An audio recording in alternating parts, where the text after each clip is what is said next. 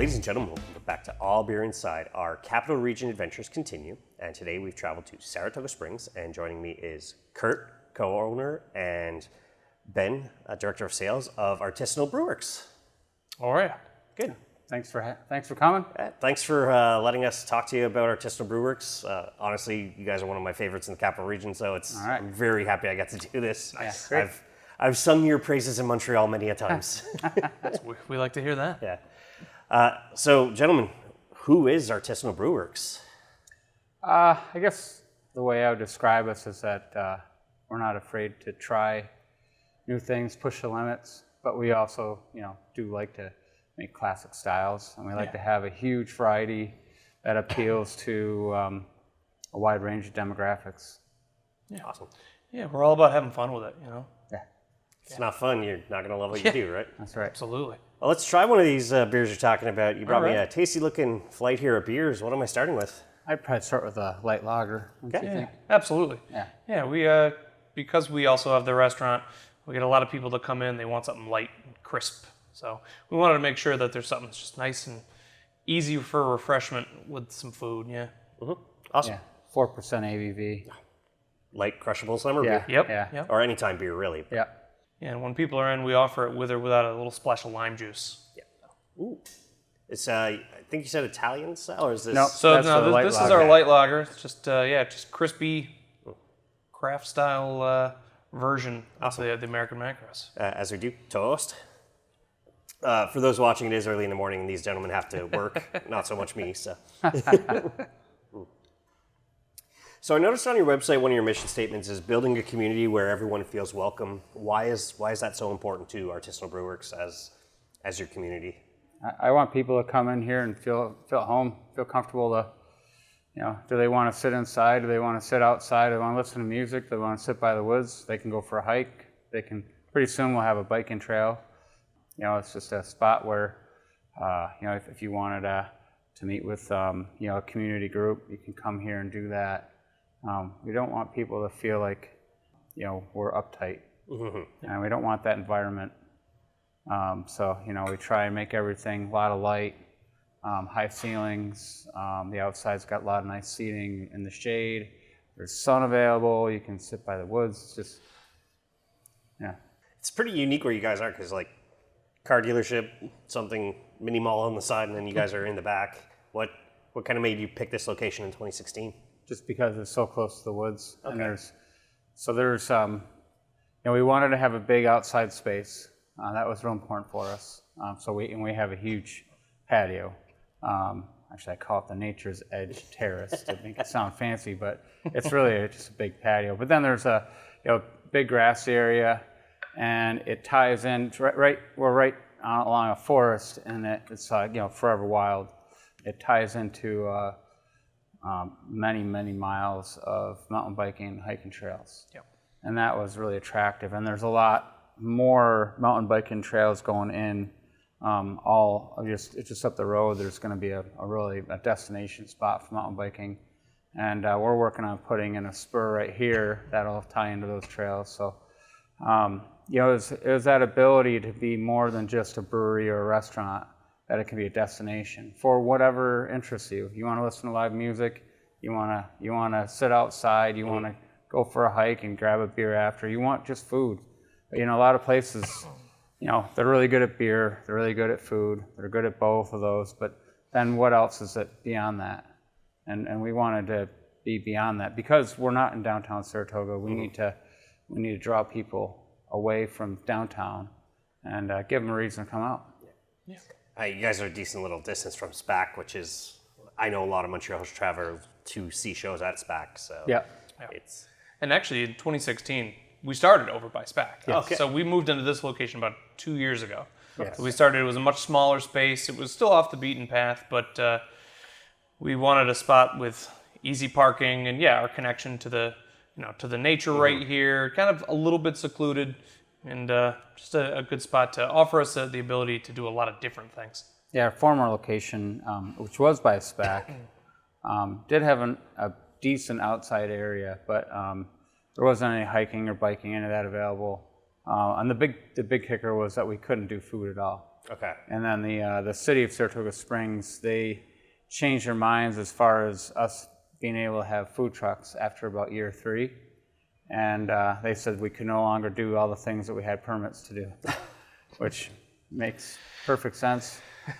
Obviously, being facetious on that. But so that was kind of like we got the unwelcome mat rolled out to us by the city of Saratoga, and we're like, well, that clearly, we wanted to have food, and that was important for us, so we knew we had to move. And so when our lease expired, we headed over to Wilton. And where we're at now is business friendly. And it's just really nice.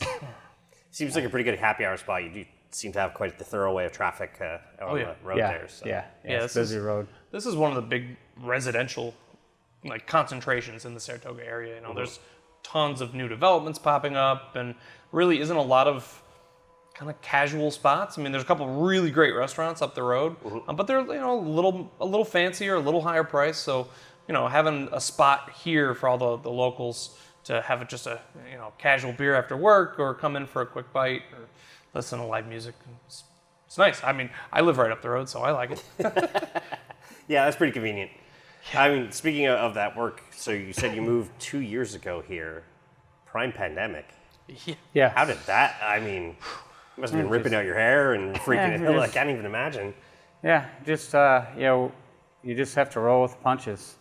Yeah. Being in the craft beer industry, and all the things that have changed over the last 7 years that we've been around, you have to be able to pivot and constantly evolve.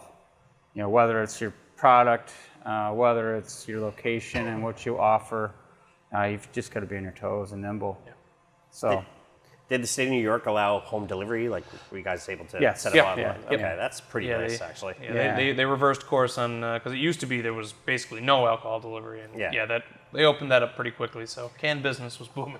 And that allowed us to keep most of our staff on.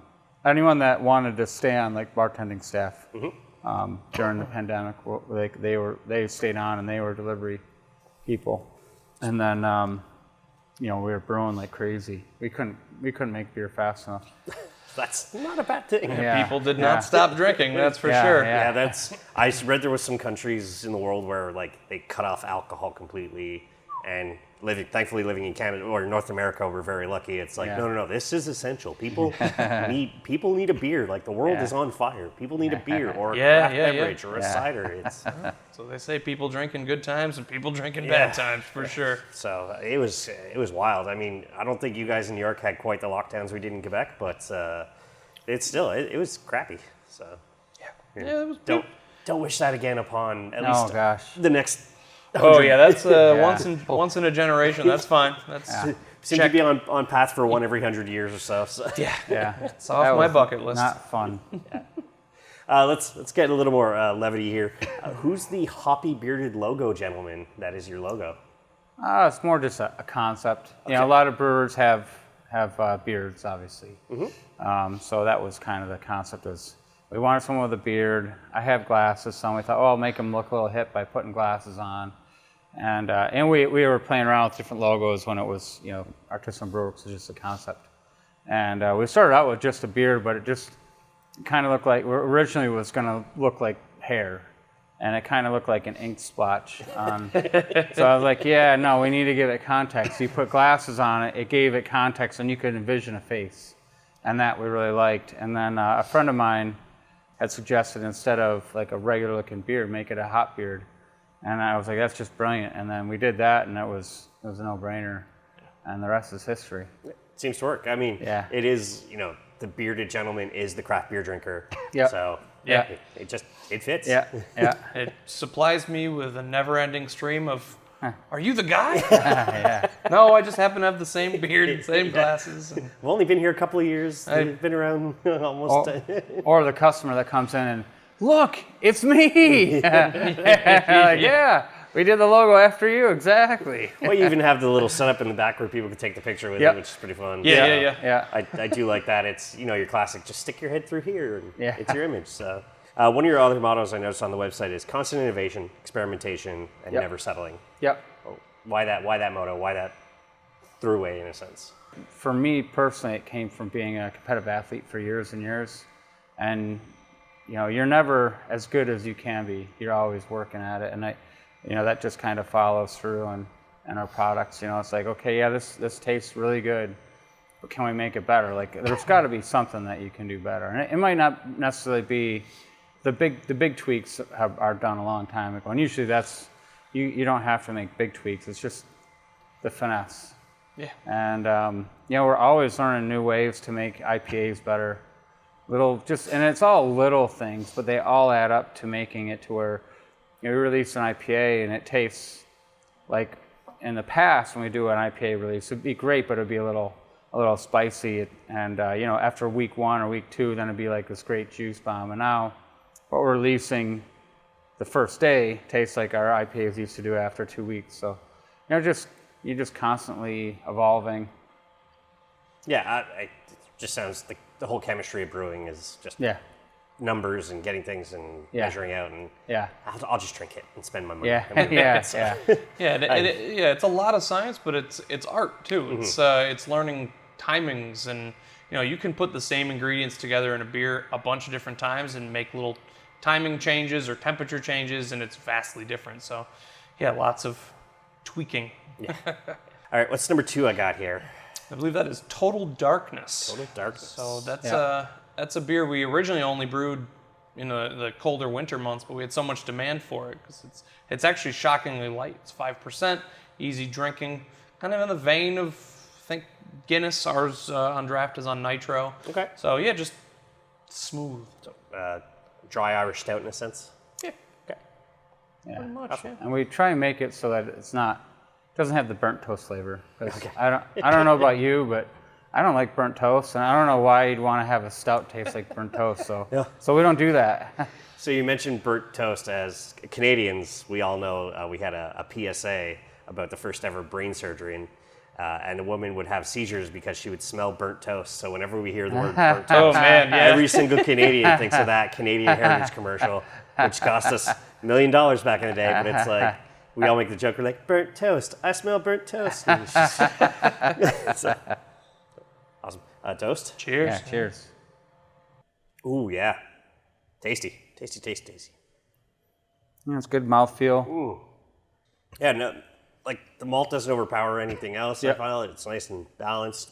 There's maybe the slightest hint of coffee, but it's coffee, so slight. Chocolatey. Mm-hmm. We also think that style is good for kind of getting away from, a lot of people conflate the color of a beer with how strong or how intense it's going to be. We're showing that, it's a dark beer, but it's super light and super smooth. Yeah, no, it's incredibly tasty, and the fact that you're making this year round, it is kind of a lie where stouts are only for the winter and only for St. Patrick's Day. It's like, no, it should be available all the time. Yeah, we brewed it in the summer from customer demand. We had it ran out, and they're like, when are you brewing it again? We need it.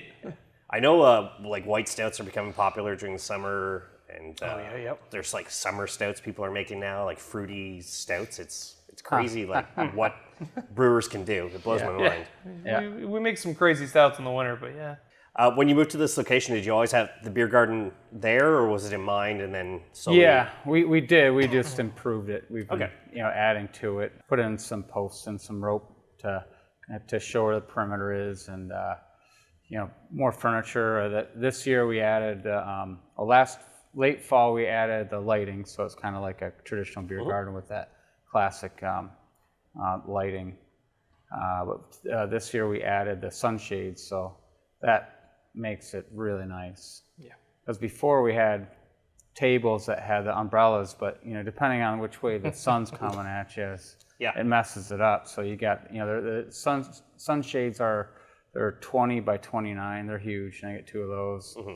And then in the afternoon, when the way the sun goes down, it hits the forest and creates natural shade. So you have options now, where before it was like no one was sitting outside because you were baking in the sun. It's way better. As a self-proclaimed pale Irish ghost, I burn very easily. So I hear you, man. It sucks. So the shade's nice. How long is roughly your beer garden season, or you just try and keep it open all year long? Yeah, through October it's strong, and then once November hits is where we kind of typically get cold and rain, But if it's nice out, people go out. But we'll keep it open as long as we can. And then during December, we'll go cut a tree down from the woods, and it's kind of like a huge Charlie Brown Christmas tree. That's awesome. Yeah, we'll put that up, and so that's a fun thing to see.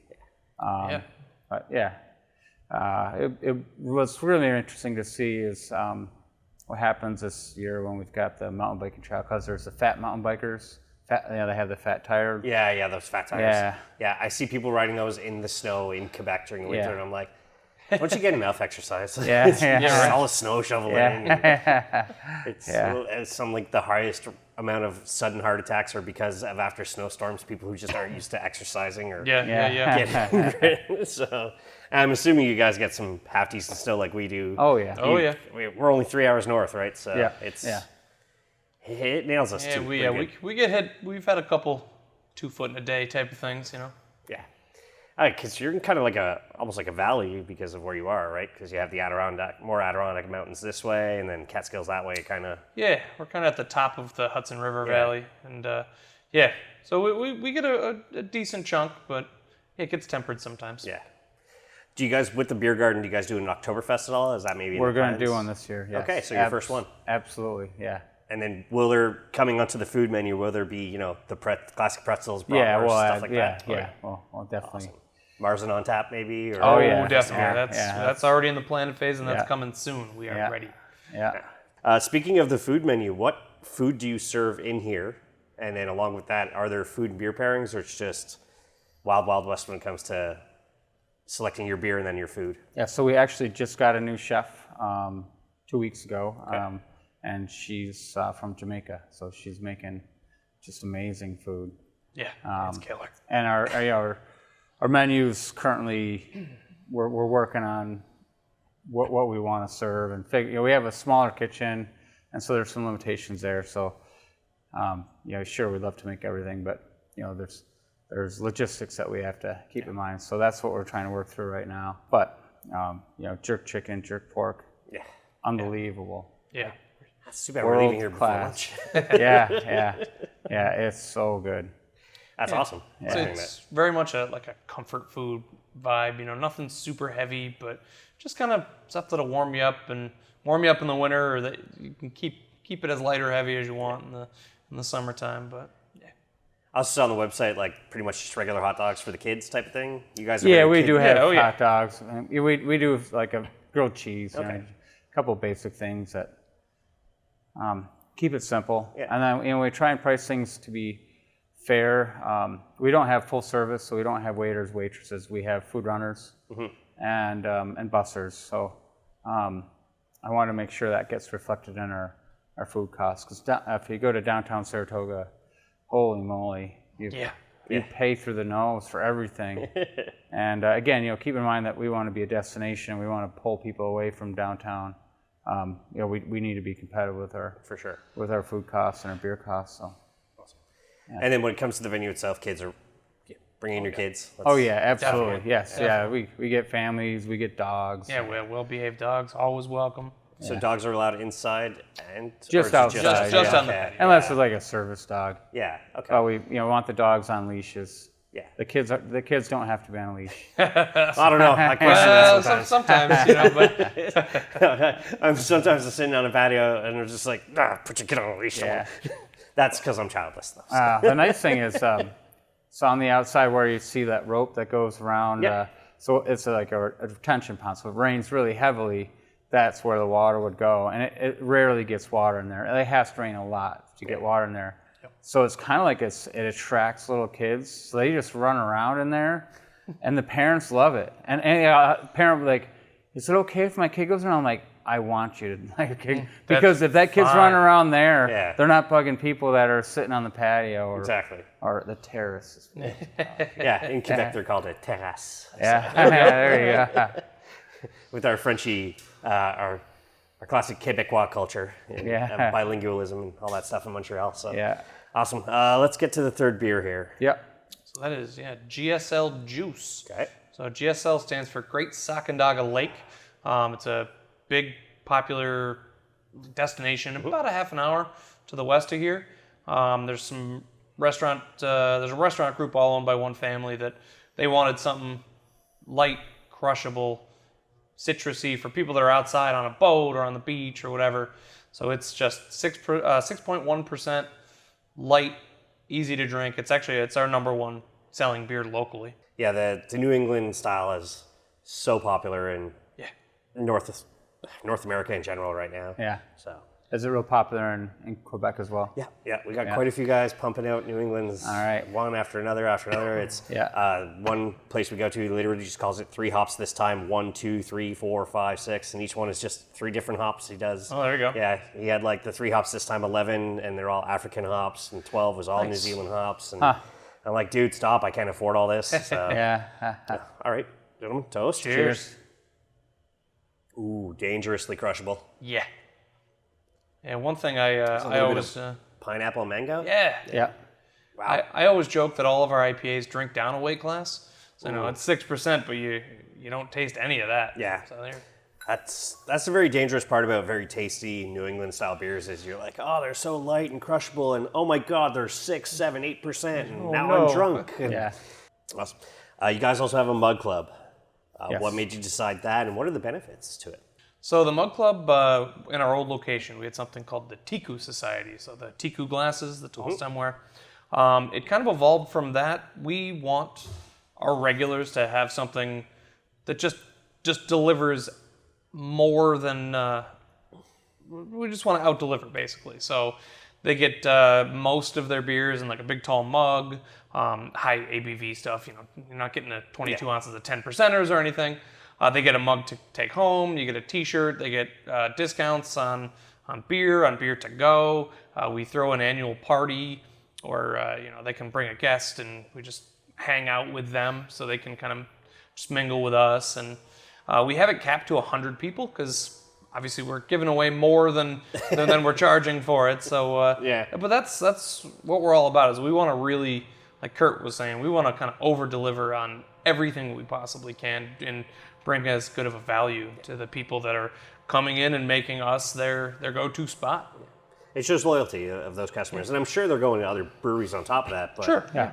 This is their home in a sense. It's their tap room. So. Yeah. Yeah, and they really, there's a lot of them. I would say most of our Mug Club members, they really kind of feel like family because they come in, we hang out with them, Friday afternoon, we're done. So we're kind of transitioned into just being patrons and hanging out and having a good time with everybody. With kind of the festivals being back up in full run, are you guys attending realistically what you can?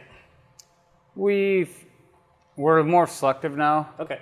When we were newer, we would go to any festival. Everything. And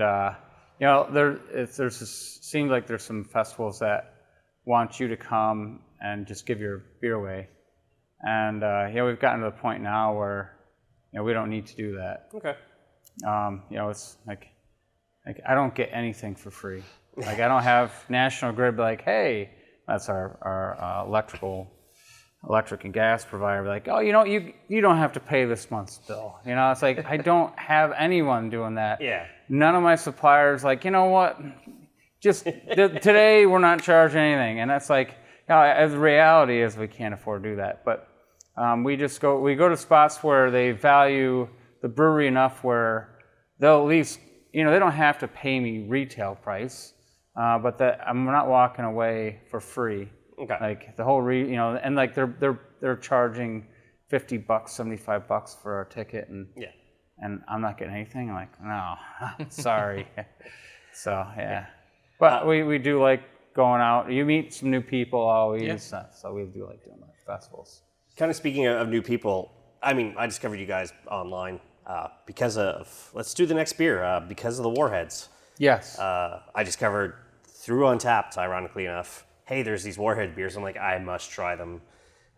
What's the WarHeads I'm trying here? That's the blue raspberry. Okay.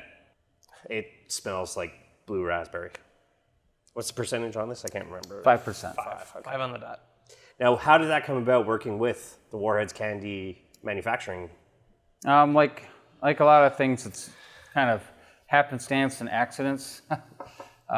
We had tried, we first started working with WarHeads making a barrel-aged sour, and I just wanted the black cherry WarHeads. So I reached out to the WarHeads folks, and it was the marketing person that helped me out there. Her name was Jenny, and so she was able to send me just black cherry, and we did this release. We did it at the Extreme Beer Fest, the first year that we attended. So then fast forward, and we're about a half a year, and we were trying to make a cherry sour with a tart cherry puree. And what we learned is that puree, it's very light flavored. And so I was buying more of the puree, and at the same time, like, well, just in case I need to get more flavor, I found a cherry extract. So when everything came in, we put in the puree, and then we're like, okay, that finally has enough flavor. We're fine with it. But I'm like, well, I got this extract. I might as well just play around with it. So I started dosing beers at different levels, and I was like, oh my God. And so I gave it to my brewers at the time. I'm like, listen, you guys got to try this. What do you think? And I'm like, holy cow, it's a WarHeads. And I'm like, yeah, it's a WarHeads, but think about this. You do a mixed 4-pack, blue raspberry, watermelon, black cherry, green apple, or lemon, whatever. I'm like, holy cow, people would line up for that. And sure enough, they did. So I called up the WarHeads people, and I asked them if we could license. So it's fully licensed, so it's not. So we've been licensed with them. So we pay for that. It's not free. Because we didn't know, we're like, oh, are they just stealing logo? Are they getting sued? It's not like you're naming a beer, Bubba Fett, and then Disney's hey, whoa. Cease and desist, buddy. If you look on the can, you'll see that it mentions that it's a licensed product. That's awesome. Well, and it's something that we can bring up to people because they're like, how'd you get it to taste like WarHeads? Yeah. Like, well, we have a partnership. It tastes like WarHeads because it's the flavoring they use. Yeah. It is their recipe. It's all of their flavors. And that's why some people will be like, oh, do a different flavor WarHeads. It's like, you don't get it. It's all their flavors. Yeah. So it's direct from them. Do you find that, with social media, the internet, and things like the craft, the Capital Region Passport Trail, does that really help drive people to here? Beer geeks like myself who are just, in a sense, trying to catch them all at each brewery? Yeah, yes, definitely. That's a big, I feel that's a big thing, especially in the Capital Region I'm discovering, is you guys really want each other to succeed. Yeah. So, that's awesome. That's the nice thing about this industry in general, is that we want people drinking craft beer, period. And so we want the craft business to flourish. We want people trying new styles and, checking new places out. Because, craft beer is at its heart small local business. All of the ones around here, all the craft breweries, you're putting your money directly back into the community. And that's what we want. We don't want money just, being spent and then heading out into the ether. So that's what we're all about. Yeah, all boats float together. Yeah. Your WarHeads, I've heard them on multiple other podcasts too. So that's definitely, there's a draw and the name appeal and everything. It's amazing what this beer can do to draw people. Yeah. And some people want it more sour, but you have to balance it has to be balanced so that you can have a pint. It's for me, it's perfect. Yeah. Some people are like, that's not sour at all. I'm like, gosh. Well, because I think they want to look like this guy with the cheeks sunk in and all that stuff. So we've joked about you could do the what's the name of the acid? Malic acid. That's the white powder that. Do a malic acid rim. Do it on a rim. You buy it. There you go. Now you could have That'll get you your sour level. Why not give it a try? I'm sure people that'd be basically a cocktail idea of here. Speaking of cocktails, I see you guys have a bunch of local distilleries, and so you make craft cocktails, ciders. Yeah, just really pretty basic program. Nothing crazy. Okay. We're not really set up to do a ton of cocktails, so just gin and tonic, stuff like that, real easy for the non-beer drinker. Yeah, but we do support the wines and the booze that we're purchasing. They have tap rooms and or bars, and so they buy our product. So it's one hand washes the other. And are you guys under the New York Farm Brewery license? Yes, correct. Okay, so it's I think 60% everything has to. Well, we're a dual license, so okay. So we have the regular brewery license, and then we have the farm brewery license. So and it's 60%. And then Ben, you mentioned WarHeads is available in 20 states? Yeah, so our WarHeads, we are distributed in 20 states plus DC. We're on the West Coast. We're all up and down the East Coast. We're in the Midwest. Yeah, we're kind of all over the place, and we're always talking to new distributors and seeing if we can't get it into more hands. Just print something like, come visit Saratoga Springs and come to our brewery. Yeah. I mean, hey, that's great too. You know, we get a lot of people, especially this time of year in Saratoga, because it's a huge tourism town because of the Saratoga racetrack. Yeah. So we'll get people from all over the place saying, "Oh, I didn't know this was you." Yeah. So. Well, that's back. The parks are beautiful here too. So, I mean, I went for, like I said, for disc golfing, and it's like, oh, it's so big and expansive, but unfortunately, nature tries to kill me. So, pop a couple antihistamines before I go disc golfing. I hear that. Yeah. Earlier on, you mentioned live music, but you guys also do axe throwing. Why bring in axe throwing? It's a new business. Okay. So they're just trying to generate. They're trying to see if they could do something, at a brewery during the week. Mm-hmm. So it's very much in an experimental phase right now. I think we've been doing it now for a couple weeks. So a couple weeks. And the hope is to have an axe throwing league on Thursdays. Because right now we have Tuesday's a quieter day typically. Mm-hmm. Wednesday we have trivia. Okay. Thursday would be where we didn't have anything. We'd have axe throwing, and then Friday, Saturday, Sunday we do live music. Okay. So that was thought is can we do a axe throwing league? Mm-hmm. And it's just a mobile unit. They pull it into our backyard. Metal cage. Exactly. Yeah. Yeah, it's right at the back. It back. has 2 lanes. So 2 lanes on it. That's cool. So that's just an experiment, as we always do, trying new things and seeing what happens. I mean, with the popularity of things like axe throwing, cornhole, disc golf, like I'm sure you guys are going to be involved with the local community. I guess if maybe there's a tournament, let's say it's Saratoga for disc golf, let's get involved with that. So. Yeah. We did a charity cornhole tournament in May to benefit Saratoga Plan, which is an organization that works with a lot of trail management and stuff like that, with the hiking trail right here. So that was really popular, and we'll definitely be doing another one because it was a lot of fun. Because I think the one at the Saratoga Main Park is actually a championship course too for disc golf. So it was the perfect pandemic sport. I didn't have to be around people. Outside, social distance. There you go. Check the discs. Amazing. Very unique art in this place. What made you guys decide to have that quite unique art feeling? We had interior decorator that helped us. Yeah, local. Yeah, so she helped us pick out the lighting in our larger space, the event space. There's a half barrel that's cut open, and it's got the Belgian bottles hanging down with light bulbs in them. So that was made by one of my neighbors, a friend of mine. Yep. He's a really good craftsman, so that was homemade by us. But for the most part, we just whatever the interior decorator told us to do is, and there was some things I put my foot down on. She wanted me to paint the outside of the building black, and I'm like, yeah, we're not doing that. It looks like you guys get we're not doing that. Yeah. With like the Alamo vibe. That it gives a little bit, Yeah. So, but mostly, like all the copper stuff on the wall there, totally not me. But it's what my interior decorator said, you need to do this. I'm like, okay. I've gotten to a point now where I ignore it. Just throw money. But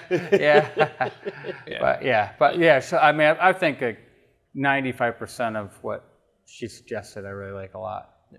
Awesome. Well, and the one cool thing is this whole facade of the bar and covering the cooler is actually wood from a 150-year-old barn. Okay. It's all reclaimed, heavily cleaned barn wood. So it's definitely just kind of gives it a local.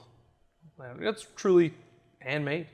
And the table, the top too. Yeah, countertop. Yeah. That's there's a local granite marble work. Very cool. Not too far from here, and they did that for us. Yeah, it sounds as much as humanly possible you work with local, and that's the important part. I even saw the community board on the side, and then there's pieces of art. Are the pieces of art for sale? Yeah, so that the art that's in our event space, so that's from the the lady that does this artwork. Yeah, she does a lot of our cool can artwork. Yeah. So Very nice. her handle is at Violet_Rose. Violet_Rose_art, I believe. We'll find it. Yeah. Well, yeah, So she does our fruited sours, and we have her starting to do more and more artwork because it kind of just makes a nice touch. Looks pretty, and plus supporting local. Supporting artists. local. Absolutely. There's nothing wrong with that. Absolutely. Yeah. Yeah, no, Yeah. it's, if I had the money, I would support local artists more, but unfortunately, most of my money goes into beer. Yeah. That's not a bad You're thing, supporting Yeah, that's local okay. artists, Yeah. brewers, the local artists, why not? That's true. So what's the future for Artisanal Brew Works in the state of New York and beyond? Right now, we're trying to build up the restaurant business here locally, and get enough business to where there's a middle part of the building here that's right now it's just storage, and we want to have a big restaurant there. So the goal is to, I need to get busy enough to where I could go to the bank and say, listen, I'm out of space. I need to expand. Yeah. But we're not quite there yet. So that's the thing that rides my brain the most. And then obviously we always want to keep on getting our WarHeads into more states. Mm-hmm.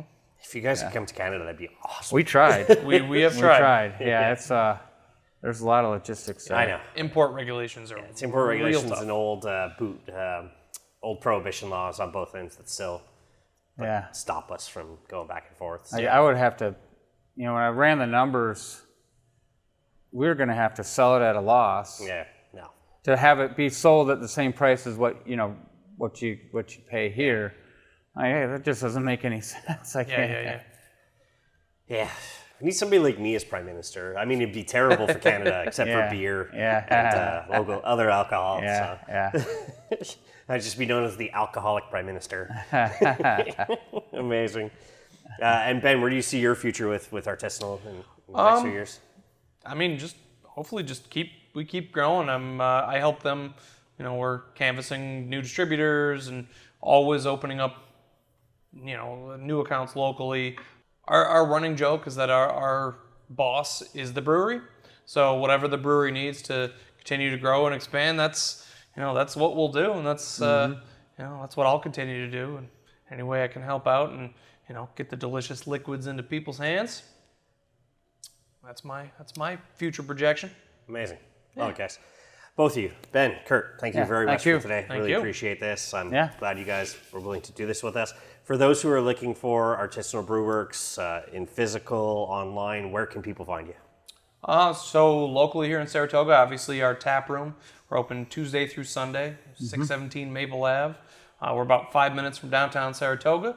Local beverage centers, bars, and then check our website. We're in 20 states plus DC with hopefully even future expansion. But we keep pushing out there.